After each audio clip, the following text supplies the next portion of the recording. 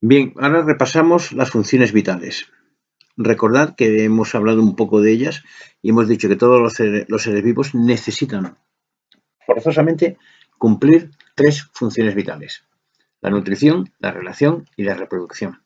Si no pueden cumplir con esto, si no pueden hacer estas tres cosas, el ser vivo se muere y ya no es vivo.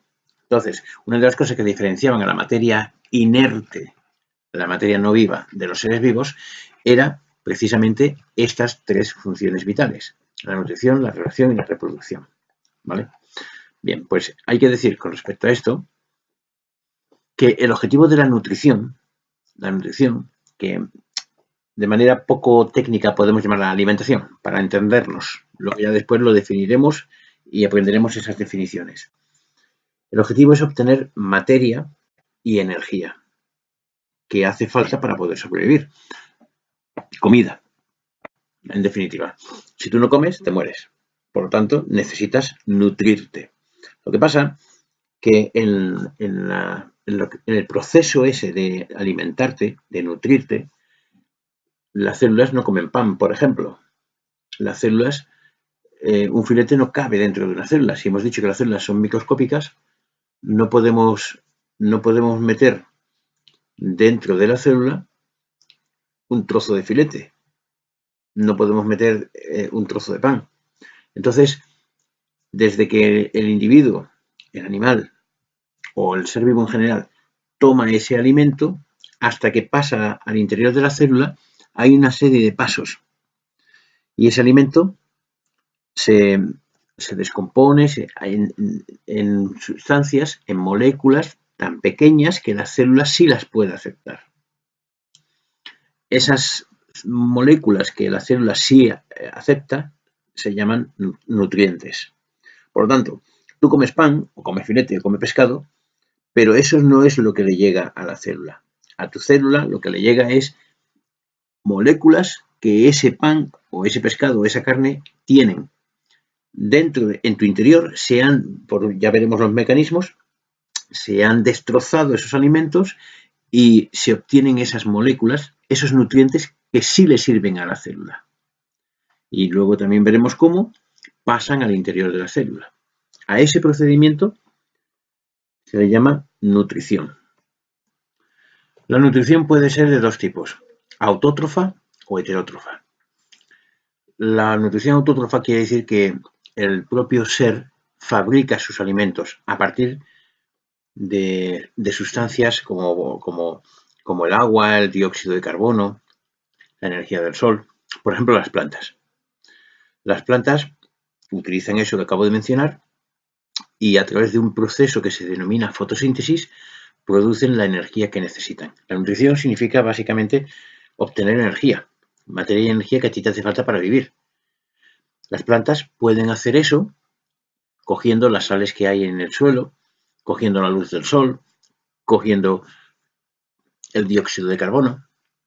Sin embargo, los animales tienen una nutrición de tipo heterótrofo, que quiere decir que necesitan la materia que necesitan y la energía que necesitan la obtienen de otros seres vivos. Que el león se come al búfalo porque necesitan los alimentos de otro ser vivo. Sin embargo, las plantas, afortunadamente, no se comen a otro ser vivo, sino que cogen sustancias que hay en el suelo, cogen la luz del sol, cogen el dióxido de carbono que está en lo que hemos visto antes, que se llamaba atmósfera, esa capa gaseosa que tiene varios gases, entre ellos oxígeno y dióxido de carbono, que son muy importantes. Por este motivo es muy importante el dióxido de carbono. Y con eso produce su propio alimento. ¿Vale? Nutrición, de dos tipos: autótrofa y heterótrofa. Fijaos en una cosa muy importante. Vamos a hablar con un poco más de detalle de la nutrición. Hemos dicho que de las tres funciones vitales, la nutrición consiste en la obtención de materia y de energía que le hace falta a ese ser vivo para seguir viviendo. Si ese ser vivo no puede obtener esa materia y energía que le hace falta, entonces muere. Vale. Y hemos dicho que la manera de obtener esos nutrientes puede ser autótrofa o heterótrofa. Hemos dicho que hay una nutrición autótrofa y una nutrición heterótrofa. Si el ser vivo es capaz de obtener y fabricar él solo sus propios nutrientes a través de elementos inorgánicos, es decir, no vivos, por ejemplo, las plantas que cogen del suelo sustancias que cogen la luz del sol, que cogen el dióxido de carbono, y con todo eso, en un proceso que se denomina fotosíntesis y que veremos con más detalle un poco más adelante, con todo eso, digo, elaboran sus propios nutrientes. Si ese ser vivo es capaz de hacer eso, entonces decimos que está haciendo o que tiene una nutrición autótrofa. Pero si el ser vivo, para coger esos nutrientes que necesita, los tiene que coger de otro ser vivo, entonces la nutrición se denomina heterótrofa. Bien, pues este primer paso es la obtención de nutrientes. El primer paso de la nutrición es la obtención de nutrientes, ya sea de manera autótrofa o de manera heterótrofa. Pero, a continuación, viene lo que se denomina la respiración celular. Y es que los seres vivos hemos dicho que están formados por células. Por lo tanto, lo que realmente se nutre son las células. Nosotros, las personas o los animales o una planta o cualquier ser que esté vivo, es un conjunto de células. Y cuando nosotros nos alimentamos, lo que estamos haciendo es alimentar a las células que forman nuestro cuerpo. Por lo tanto, de alguna manera, lo que nosotros comemos tiene que llegar a las células. Habíamos visto también, cuando hablábamos de la estructura de la célula, que la membrana permite que entren determinadas cosas dentro y que salgan otras cosas. Y es que, al fin y al cabo, quien tiene que comer es la célula. Entonces, ese procedimiento a través del cual los nutrientes pasan a las células y ahí en las células se produce ese aporte de energía necesario para la célula, de nutrientes, de alimento, y se generan desechos también que tienen que salir al exterior. Ese procedimiento es lo que se denomina la respiración celular. Cuando nosotros hablamos de respirar, estamos hablando de que tomamos oxígeno y echamos dióxido de carbono. Pero la verdadera respiración, quien realmente necesita el alimento, el oxígeno, la energía, son las células de nuestro cuerpo. Puesto que nosotros somos un conjunto de miles de millones de células. Y todo lo que hacemos tiene que ir encaminado a que nuestras células sigan vivas. Para que sigan vivas, tenemos que proporcionar lo que necesitan. En este caso, como estamos hablando de la nutrición, nuestras células van a necesitar, ya sea de manera autótrofa o heterótrofa, una serie de nutrientes que posteriormente, una vez obtenidos, tienen que pasar a la célula. Y ahí, en esa célula, se realiza eso que se denomina respiración celular. Mirad, esta es una célula animal. En su interior está el citoplasma y dentro están los corpúsculos u orgánulos de los que hemos hablado. Uno de ellos es este, de color rojo, que se llama mitocondria. Vale. Este es muy importante, porque las células tienen oxígeno. El ser vivo, el animal, coge oxígeno y ya veremos cómo se hace todo eso, pero lleva oxígeno a las células. Ahora, ahí, en esas células, las mitocondrias, con ese oxígeno, coge a esos nutrientes, a esas moléculas grandes que hemos obtenido a través de la alimentación, a través de la comida, se han descompuesto cuando comemos el pan, la comida, el filete, lo que comamos, pasa a través de los órganos que componen nuestro cuerpo, se va descomponiendo, rompiendo en trocitos hasta que se quedan en lo que se denominan nutrientes, que son unas moléculas que sí pueden pasar al interior de la célula. La célula es tan pequeña que aquí no entra el filete. Entonces el filete tiene que estar descompuesto en trocitos tan pequeños que sí puedan pasar. Esos nutrientes, aquí dentro, los coge la mitocondria, con el oxígeno y los transforma en energía que la célula sí necesita para seguir viva. Y en ese proceso se produce dióxido de carbono, CO2. Dióxido de carbono es malo. Entonces, la célula, a través de la membrana, en primer lugar ha dejado que entren los nutrientes que a ella le ha interesado, y en segundo lugar, ese desecho, esa basura que se ha generado, ese CO2, dióxido de carbono, que ya no es bueno para la célula, deja que salga fuera y es expulsado al exterior. Entonces, este procedimiento a través del cual la célula, con las mitocondrias y el oxígeno, cogen esas moléculas complejas, esos nutrientes, y los transforman en energía que necesita, ese procedimiento es lo que se denomina respiración celular. Eso es lo que hace que la célula viva, que tenga su energía.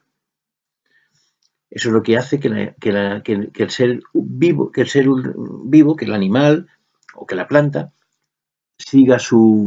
pueda seguir vivo. En definitiva, lo que es en sí la respiración celular es el procedimiento por el cual esos nutrientes que se han obtenido llegan a la célula y allí se destruyen y se convierten en energía que la célula sí puede aprovechar. En ese procedimiento se consume oxígeno que ha entrado al cuerpo de otra forma, a través de la nariz, en la respiración, pero que no tiene nada que ver con la respiración celular, sino a través de ese procedimiento con la nariz tú tomas oxígeno, ese oxígeno a través de la sangre circula, llega a las células y allí dentro se produce lo que se denomina respiración celular, que esa es la verdadera obtención de energía del ser vivo. Ahora se han generado sustancias tóxicas, el dióxido de carbono, y eso hay que expulsarlo al exterior.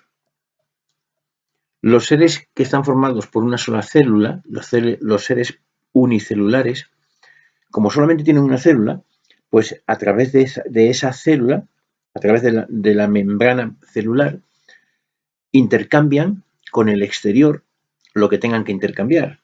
Las sustancias entran y salen a través de esa membrana plasmática. Sin embargo,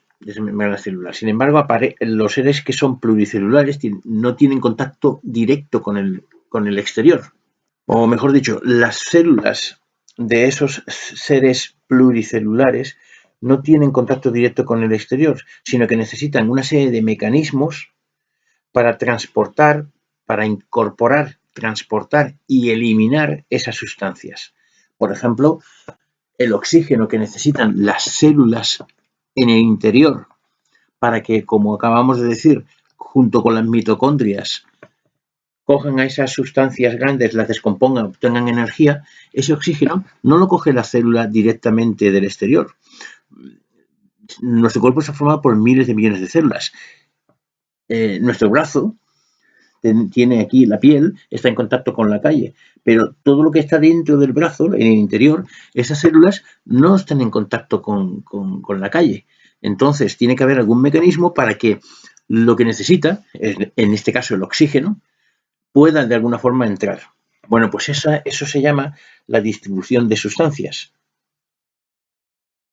La distribución de sustancias es el mecanismo a través del cual los seres vivos, pluricelulares, incorporan, permiten que entren, que se transporten y que se eliminen sustancias del cuerpo.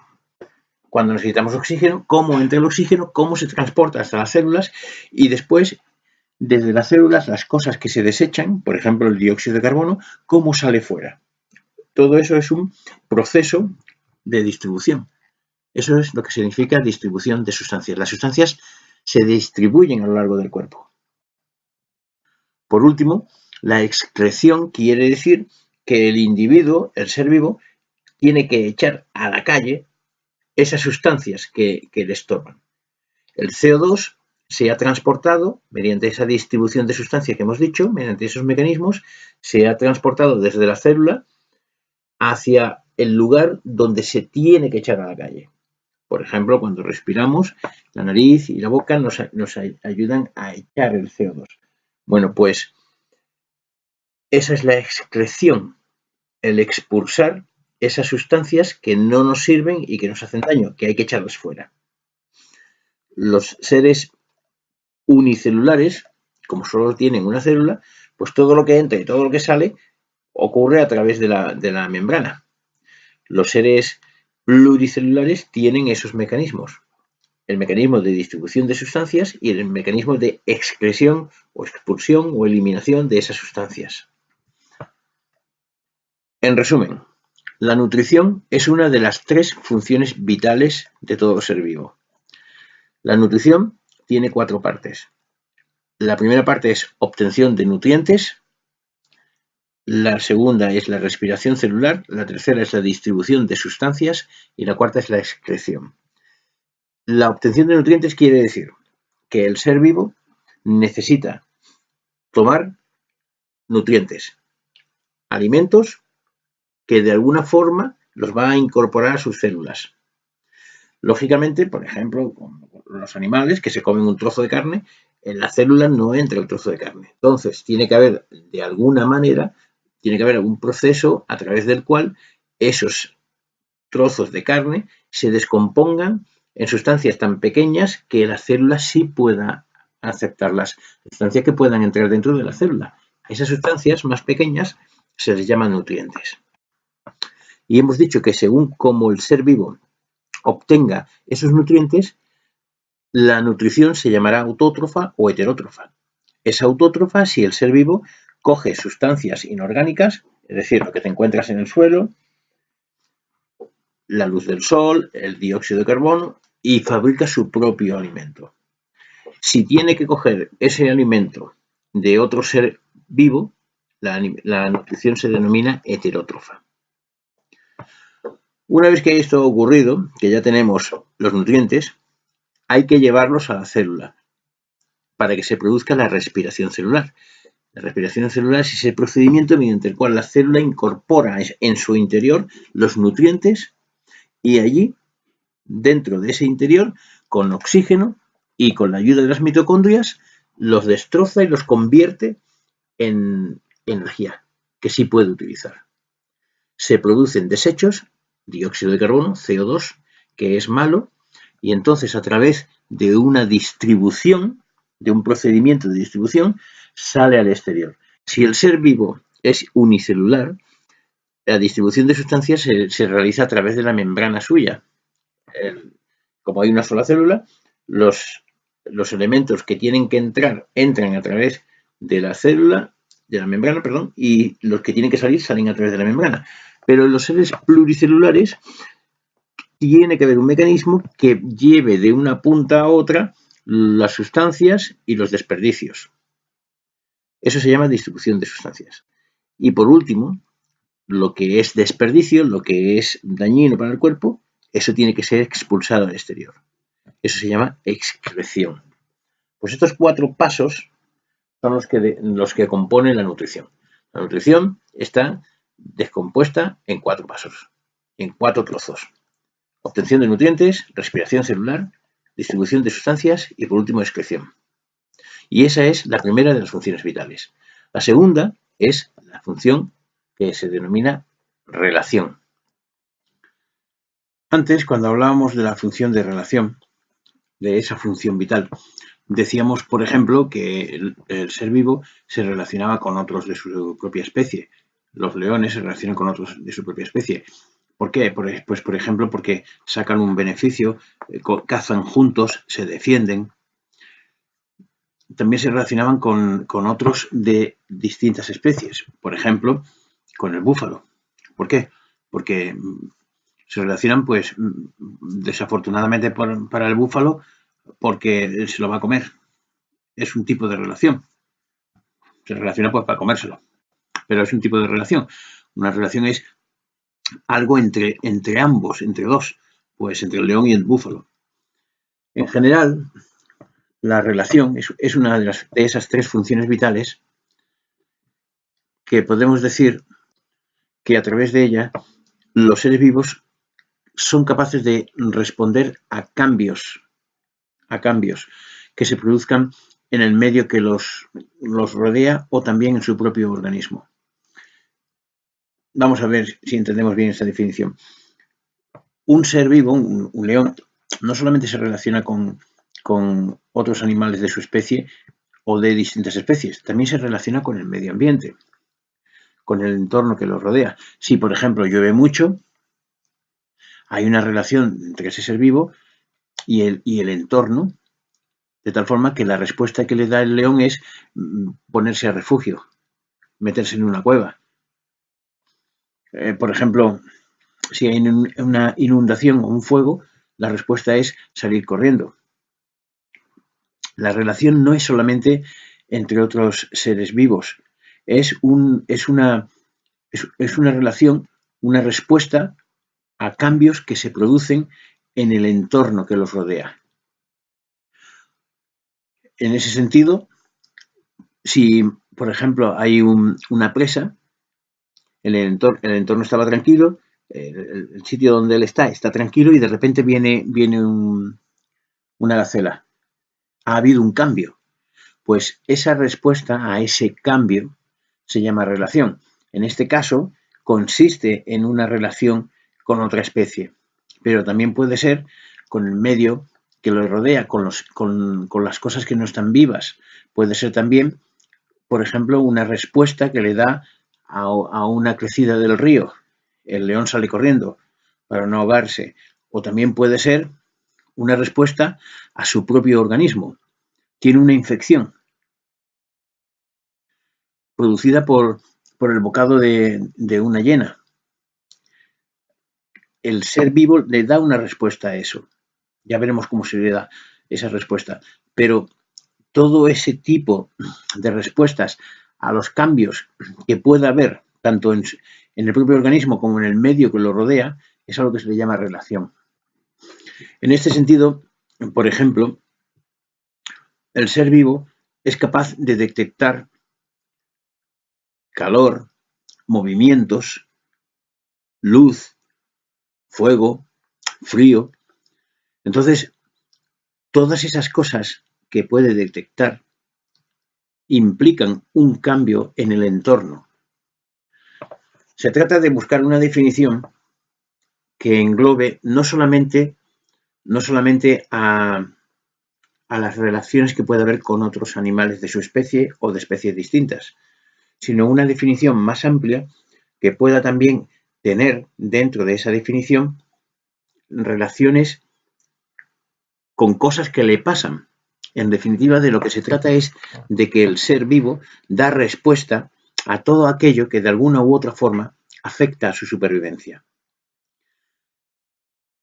Si hay una amenaza, el ser vivo la capta y sale corriendo o se pone a defenderse. Si no hay una amenaza, pero hay algo que le interesa, ese ser vivo lo capta de alguna forma y le da respuesta.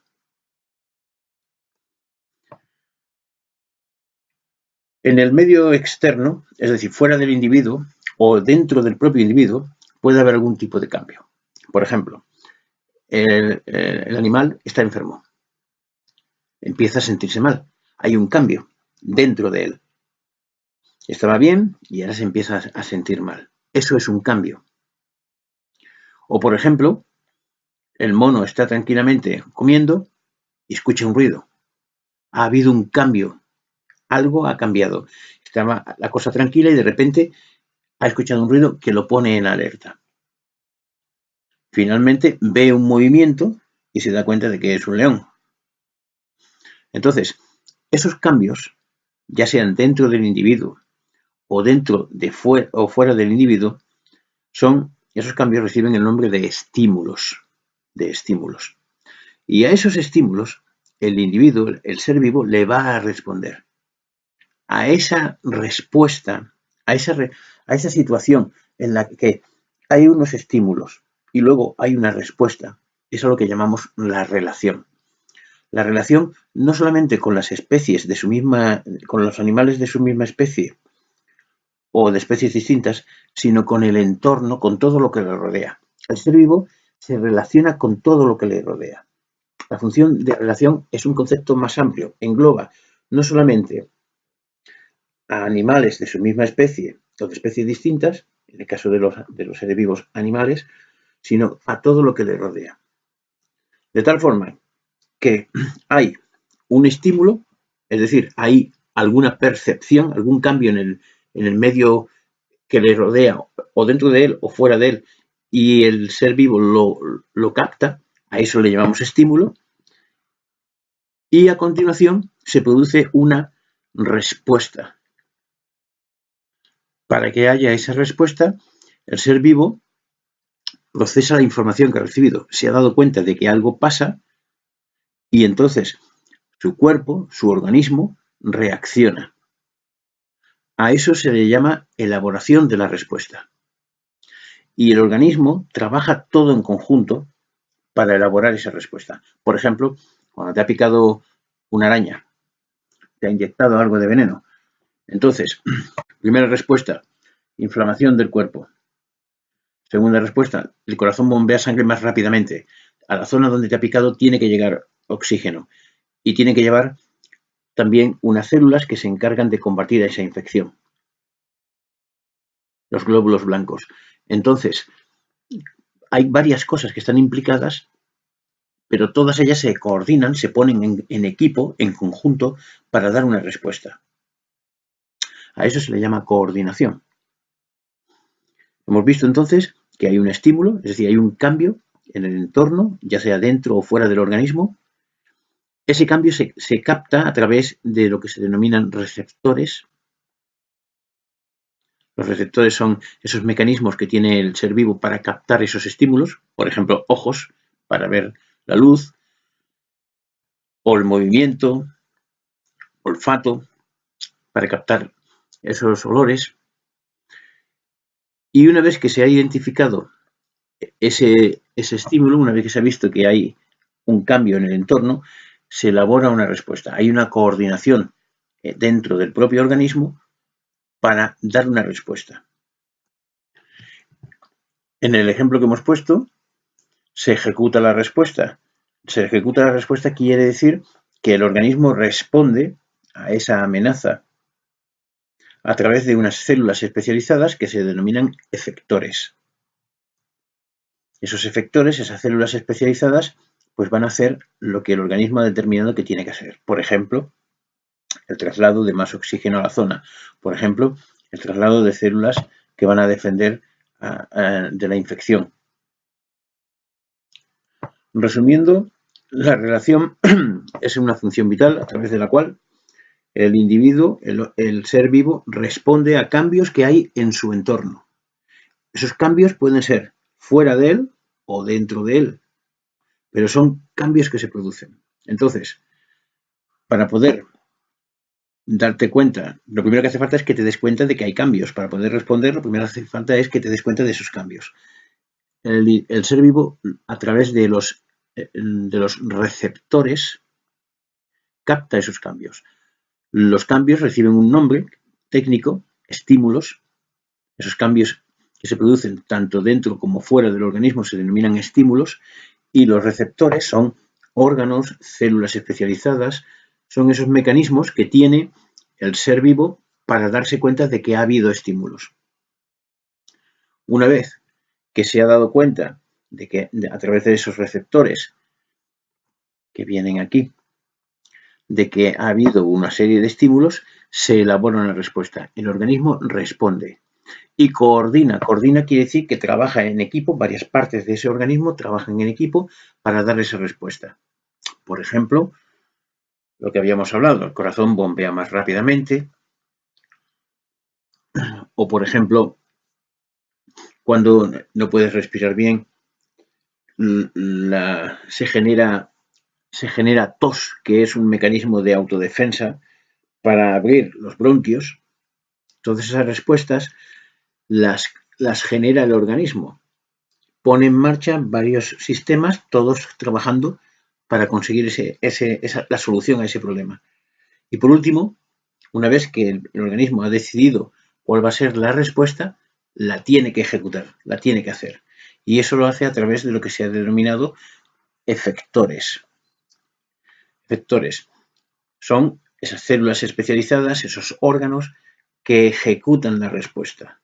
Por ejemplo, si la respuesta es correr, el organismo automáticamente pone en marcha esas células especializadas llamadas músculos que generan mayor fuerza y mayor velocidad. Pone en marcha el corazón, que también es un conjunto de células especializadas para que se bombee más sangre. Hemos visto entonces que hay un estímulo captado por los receptores, una respuesta que el organismo decide dar, una respuesta coordinada y, por último, una ejecución a través de esos efectores, de esos órganos especializados o células especializadas que son los encargados de ejecutar esa respuesta. Todo esto, lógicamente, como las otras funciones vitales, con el objetivo de sobrevivir. El organismo, el ser vivo, las tres funciones vitales que tiene van destinadas a sobrevivir. La función de relación persigue la supervivencia del individuo, ya sea, por ejemplo, curándote de una infección o atacando a un animal para comértelo, ya sea, por ejemplo, huyendo cuando te atacan a ti. La función de nutrición persigue sobrevivir, lógicamente, puesto que de lo que se trata es de obtener esos nutrientes y finalmente realizar lo que se ha llamado la respiración celular, que es la obtención de energía dentro de las células, distribuir sustancias y excretar los desechos. Y por último, la función última que nos queda, la función vital última, es la reproducción, que persigue lógicamente también la supervivencia del individuo. La reproducción es una función vital, una de esas tres funciones vitales que los organismos generan, hacen, dan para generar, valga la redundancia, para producir otros organismos semejantes a ellos y de esta forma pues aseguran la supervivencia de su especie. Si las especies no se reproducen, llega un momento en que desaparecen. Pues esto es lo que hacen los seres vivos, reproducirse. Y esto se puede hacer de dos maneras, asexualmente o sexualmente. Es decir, hay dos tipos de reproducción, la reproducción asexual y la reproducción sexual. En la reproducción asexual interviene un único individuo, un solo ser vivo. Y ese individuo, ese ser vivo, crea, de alguna manera que ya estudiaremos, un descendiente idéntico a él. En la reproducción sexual intervienen dos progenitores, dos individuos, uno masculino y otro femenino. Y generan descendientes semejantes, no idénticos, semejantes. Semejantes quiere decir que tienen muchas cosas parecidas, pero no idénticas. Y para que esto ocurra, en la reproducción sexual, es necesario también un tipo de células especializadas, células reproductoras especializadas, que reciben el nombre de gametos. Por lo tanto, resumiendo lo que hemos dicho, la reproducción puede ser asexual o sexual. La reproducción es una de estas tres funciones vitales que persiguen la supervivencia del ser vivo. La reproducción consiste en generar nuevos individuos semejantes a los individuos de su propia especie y así se asegura la supervivencia. Y puede ser de dos formas, asexual o sexual. La reproducción asexual consiste en que a partir de un único individuo se generan otros descendientes, otros individuos idénticos. Mientras que en la sexual intervienen dos progenitores, dos individuos, uno masculino y uno femenino, para producir a otros semejantes, no idénticos, sino semejantes. Y esto necesita también por fuerza que haya una serie de células reproductoras especializadas que reciben el nombre de gametos. Por lo tanto, estas son las tres funciones vitales que hemos visto: la nutrición, la relación y la reproducción. La nutrición, recordemos, que puede ser autótrofa o heterótrofa. Si el ser vivo necesita otros seres vivos para generar su propia alimentación, hablamos de nutrición heterótrofa. Mientras que si puede crearla él solo a partir de elementos que no son vivos, se llama nutrición autótrofa. Una vez que se han obtenido los nutrientes, hay que transformarlos dentro de lo que es la célula. A ese procedimiento de transformación en energía que la célula sí puede aprovechar, gracias al oxígeno y a unos aparatos, a unos corpúsculos que hay dentro que se llaman mitocondrias, a ese procedimiento, decía, se le llama respiración celular. En ese procedimiento se desprende dióxido de carbono, que es un gas que es malo para el organismo. Entonces, el ser vivo tiene que echarlo fuera. Para eso hay una distribución de esas sustancias a lo largo del cuerpo. Las sustancias que necesita la célula, como el oxígeno, llegan a la célula a través de esos mecanismos de distribución, y las sustancias que la célula ya ha desechado a través de dichos mecanismos de distribución llegan y son expulsados al exterior. A ese procedimiento de expulsión al exterior, echarlos a la calle, se le llama excreción. Hablamos también de la función de relación, que habíamos dicho que era la respuesta que se le da a los cambios en el entorno del ser vivo, puede ser dentro o fuera de él. En primer lugar, se captan unos estímulos, es decir, esos cambios, mediante unos órganos que se denominan receptores. Esos órganos o esos elementos de captación de estímulos pueden captar, por ejemplo, la luz, el calor, el movimiento, el frío. Se elabora una respuesta que es coordinada, intervienen en esa respuesta diversas partes del individuo, pero todo eso trabaja en conjunto, no cada uno a lo loco por su cuenta. Y por último, se da una respuesta a través de esos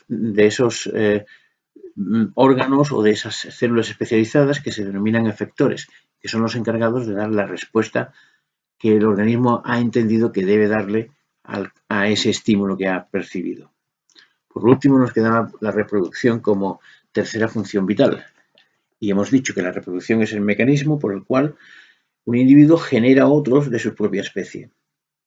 Si ese individuo es capaz de hacerlo él solo, generando un descendiente idéntico, la reproducción se llama asexual. Mientras que si necesita a otro progenitor, necesita dos, uno de sexo masculino y otro de sexo femenino, para generar no idénticos individuos, sino semejantes individuos, entonces la reproducción se denomina sexual y además necesita unas células especializadas que se llaman gametos.